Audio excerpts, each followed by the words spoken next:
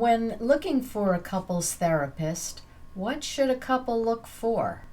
Yeah, what an important question. I mean, it's kind of the question, especially I suppose people watching this video might be thinking that very thing. What should you be looking for? You know, I don't have a nice simple formula for that. People will say, well, should I look for, male or female, or should I look for straight or gay, or should I look for, identity type stuff? That can be important to some folks. I think it tends to be less important than people often think it is.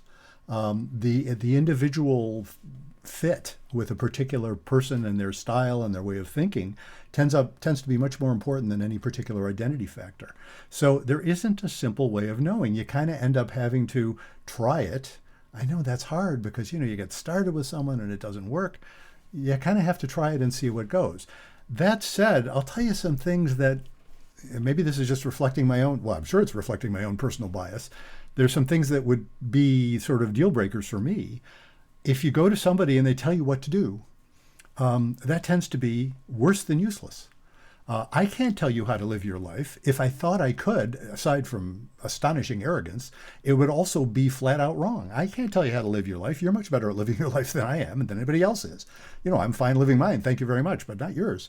So what you're looking for from your therapist is to facilitate your understanding better what you want to do.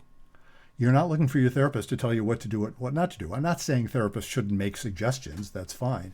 But we as therapists do not know better how to live your life than you do. And if you meet someone who seems to think they do, to me, that's kind of an indication probably the wrong person.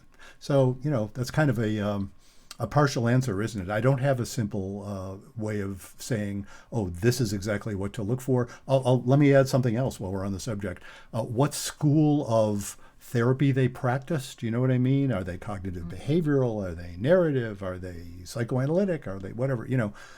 We all have our favorite ways of understanding this work.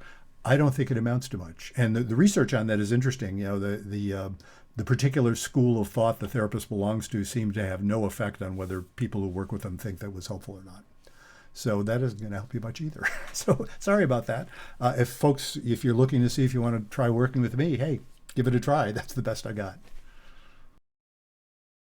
Check out my books, podcast, blog, and videos at my website, brucechalmer.com.